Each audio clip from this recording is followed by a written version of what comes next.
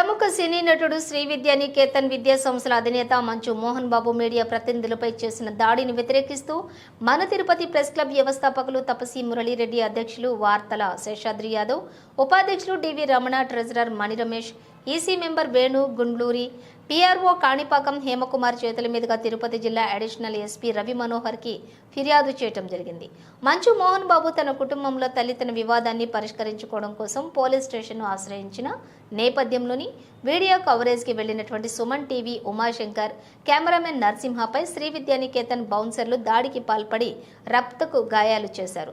మరుసటి దినాన హైదరాబాద్లోని తన నివాసం వద్ద సినీ నటుడు Manchu Mohan Babu, TV nine reporter Ranjith, video journalist సూర్యపై దాడి చేసి రక్తపు గాయాలు చేశారు. సమాజానికి 4వ స్తంభమైన మీడియా ప్రతినిధులపై చట్టవిరుద్ధంగా అక్రమంగా దాడి చేసిన మోహన్ బాబు, అతని అనుచరులపై చట్టరీత్యా కఠిన చర్యలు తీసుకోవాలని కోరారు.